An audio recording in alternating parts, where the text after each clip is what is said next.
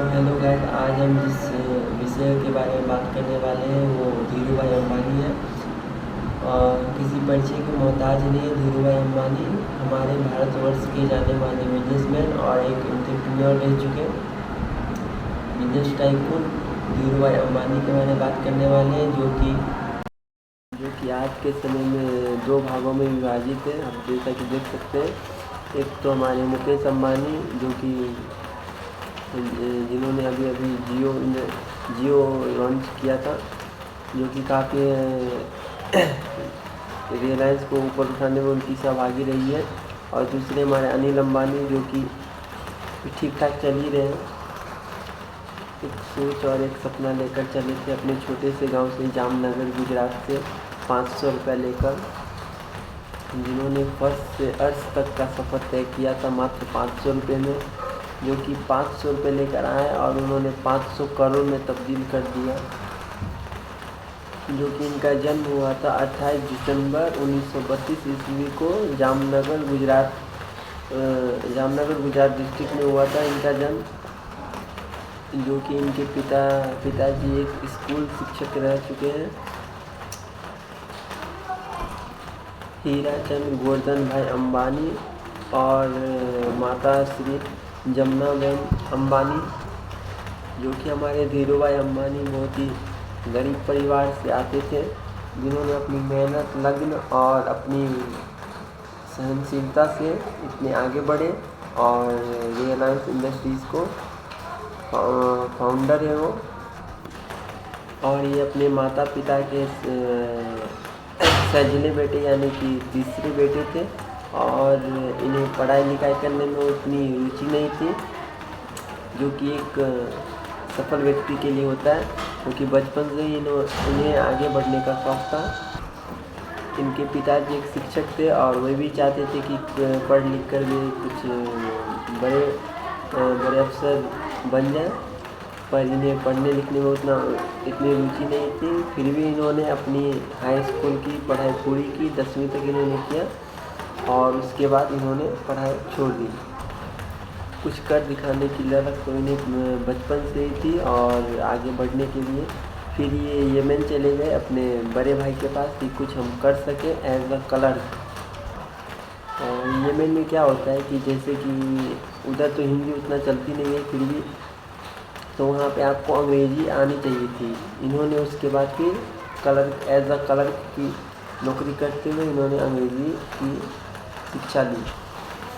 और उसके बाद 8 साल यमन में रहने के बाद ये सन 1957 यानी कि 1857 ईस्वी में ये भारत वापस आ गई, क्योंकि यमन आज़ाद हो चुका था। यमन के आज़ाद होने के बाद जो उधर नन यमन थे, जो कि मतलब उधर के रहवासी नहीं थे, उनको वापस अपने अपने घर भेजा जा रहा था, अपने अपने घर। इसके लिए वो खतरों से खाली नहीं थे, इसके लिए वो लोग अपने सब परिवार के साथ भारत यानी कि मुंबई आ गए सपनों का से, जो कि अपने वतन भारत 8 सालों के बाद वापस आए थे एक सपना लेकर कि जो भी उन्होंने वहाँ पे कुछ सीखा था वो यहाँ पे एक बिजनेस डाल सके, विकसित कर सके। एक मात्र 500 रुपया लेकर वो आए थे यमन से। और मैं बता दूँ उनके 4 बच्चे थे, मुकेश अंबानी, अनिल अंबानी, मीना अंबानी और दीप्ति अंबानी। और उनकी शादी हुई थी कोकिला बेन अंबानी से, क्योंकि 1957 में आने के बाद वो एक छोटे से घर में रहे और सपरिवार। और 1958 यानी कि 1958 में 1958 में उन्होंने एक बिजनेस स्टार्ट किया, जो कि उनका स्मॉल स्टार्टअप था, रिलायंस कमर्शियल कॉरपोरेशन, जो कि मसालों का व्यापार किया करते थे। धीरू भाई अम्बानी जो कि एक रिस्क टेकर जिन्हें कहा जाता है, जो कि हर एक जोखिम उठाने का कार्य करते थे। जो कि पहला उन्होंने स्पाइसेस का बिजनेस स्टार्टअप किया था, और गुजरात से आने की वजह से इनको कपड़ों में भी बहुत रुचि है, जो कि ये कपड़े लाइन में भी घुस गए।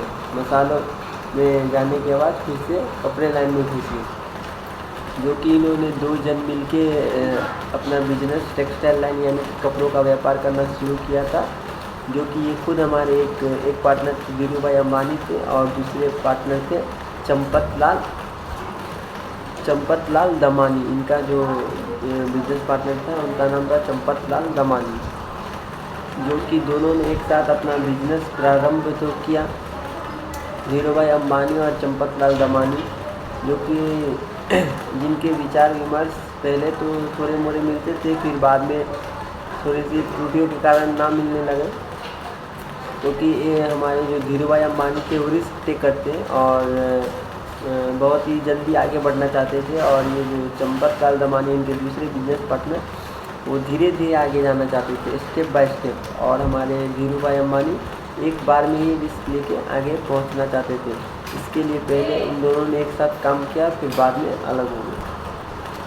जो कि इनका पहला ऑफिस था हमारा क्या बोलते हैं रिलायंस कमर्शियल कॉरपोरेशन, जो कि उन्होंने अपना पहला 350 स्क्वायर फीट का एक ऑफिस खोला, जिसमें 20 जन मात्र काम करते थे। और नरसिनाथा, जो कि एक रेलवे फाटक के पास मस्जिद बंदर करके एक जगह है, उधर उन्होंने 350 स्क्वायर फीट का एक जगह लिया, जिसमें 20 जन मिलके मात्र काम किया करते थे। जो कि हम देखते हैं मात्र इन्होंने 8 सालों में 1958 में 1958 में इन्होंने एक छोटा सा 350 स्क्वायर फीट का एक जगह लिया था, और उसके 8 सालों के बाद यानी कि 1966 ईस्वी में इन्होंने रिलायंस कॉरपोरेशन कमर्शियल कॉरपोरेशन ने नरोदा में, जो कि 1966 ईस्वी में नरोदा मिल्स के नाम से अहमदाबाद में टेक्सटाइल मिल इन्होंने खोल दिया। जो कि हमारे धीरू भाई अंबानी कपड़े के लाइनें पूरी तरह से उतर चुके थे, पर बात क्या है ना, 1 साल तक उनके बनाए हुए कपड़े जो है वो बिके ही नहीं। फिर भी उन्होंने हार ना मानते हुए रिस्क टेकर, ऐसे ही में कोई कहलाता है, उन्होंने रिस्क लिया 1 साल तक। 1 साल के बाद फिर जब कपड़े बिकना चालू हो गए, उसके बाद जो कि हमारे धीरू भाई अंबानी ने 1973 में अपना रिलायंस कमर्शियल कॉरपोरेशन को ट्रांसफॉर्म करते हुए रिलायंस इंडस्ट्रीज में तब्दील कर दिया। जब हमारे धीरू भाई अंबानी जो कि अपने विचार और अपने स्ट्रेटेजी से उन्होंने अपने दम पे टेक्सटाइल लाइन को आगे किया, तब बहुत सारे कॉम्पिटिटर होते हैं जो कि आपसे जलते हैं कि ये हमसे आगे ना निकल जाए, ये हमसे ये ना कर दे, वो ना कर दे, और दूसरे व्यापारियों के मामले में ये बाकी सब व्यापारियों से रेट कम रखते थे और चीज़ सामान का सामान देते थे। जो कि इनसे अगले व्यापारी जो है दूसरे इंडस्ट्रियल वो बहुत चलते थे, इन्हें सोचते थे कि रास्ते से कैसे हटाए, इन्हें लगातार बहुत दिनों तक टॉर्चर भी करते थे। और अपने टेक्सटाइल लाइन को आगे बढ़ाने के लिए उन्होंने ढेरों मेहनत भी करी है। जो कि सुबह 7 बजे से लेकर दोपहर के 3 बजे तक वो मिल में रहते थे, कपड़ा बनाते थे, अपने कर्मचारियों के साथ मतलब देख रेख करते थे। और 3 बजे के बाद शाम में हर एक दुकानों में जाके दुकानदारों को बोलते थे हमारा प्रोडक्ट ले लीजिए, हमारा ये अच्छा है, ये वो है। उन्होंने बहुत ही ज़्यादा मेहनत करी और देखते ही देखते उन्होंने 1 साल के अंदर ही बहुत ही ज़्यादा व्यापार किया। और उसके बाद अपनी कड़ी मेहनत और लगन का उन्हें फल मिला।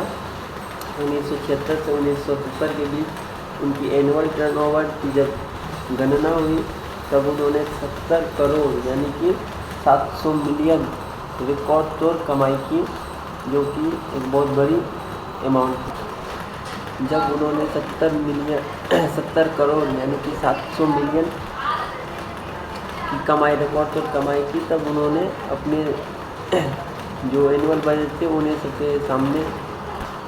वो सबके सामने आ गए, यानी कि स्टॉक एक्सचेंज में वो इनिशियल सबके सामने आ गए और उनके शेयर धड़ाधड़ बिकने चालू हो गए, जो कि एक एक करके रिलायंस के शेयर बिकने चालू हो गए। रिलायंस इंडस्ट्रीज यहाँ पर हम देखते हैं कि पब्लिक होकर और उसके बाद जब सबके सामने आ गई कि हाँ भी ये भी एक विश्वसनीय कंपनी है, इन्होंने ढेरों लोगों ने अपना अपना शेयर लिया, उसमें से पैसा लगाया। जैसे ही हमारे धीरूभाई अंबानी ने देखा कि हमारा नाम हो रहा है, वैसे ही इन्होंने एक्सपेंड करना चालू कर दिया और अपना एक ब्रांड लेवल निकाल दी, जैसे कि पेट्रोल, टेलीकॉम सेंटर। और हमारे धीरूभाई अंबानी का ये भी मानना था कि जो भी हमारे कर्मचारी, हमारे एम्प्लॉय, हमारे वर्कर जो काम कर रहे हैं उन्हें अच्छी सैलरी, अच्छे पैसे दिए जाए, जो कि उन्हें कोई दिक्कत ना हो। ये स्ट्रेटेजी उनकी थी।